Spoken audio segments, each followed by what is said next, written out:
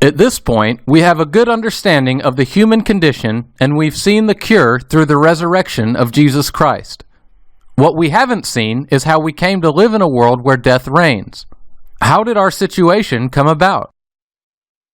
To fully appreciate Jesus' death and resurrection, we need to look at why it was necessary to begin with.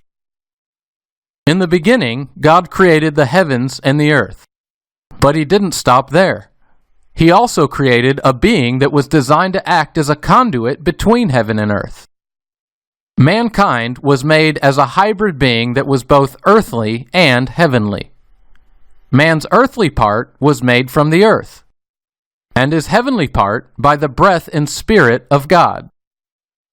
As the conduit or mediator between heaven and earth, it was man's job to take care of the world by using the life that came from God through the heavenly realm. The earth was made to thrive through mankind. But mankind decided that they could have life apart from God, so they attempted to cut God out of the picture and take His place. But what they didn't realize was that life was only possible through God. To reject God was to reject life itself. And so God gave mankind its wish. They were cut off from God and the heavenly realm where He lived. Mankind became only an earthly being without the Spirit of God in them.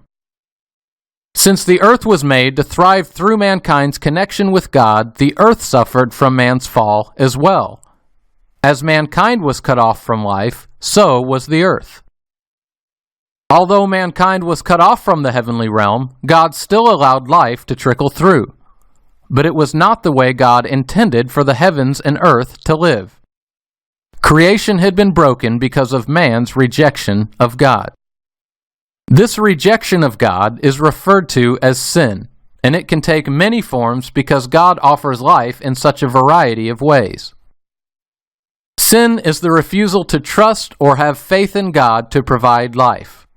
In other words, sin is a rejection of relationship with God, which necessarily means death. After man fell from his created position, he continued to perpetuate sin, trying to seek life apart from God, continually attempting to usurp God's position in spite of his now lowly state. So when we were in our original state, we had flourishing life in all of its forms. When we fell from our relationship with God, we still had the drive for all of those things, but we no longer had access to them, so we tried to reproduce them in the earthly realm. But since we were cut off from the heavenly life of God, death destroyed all of our attempts to thrive without Him. And so we were destined to die in every way possible.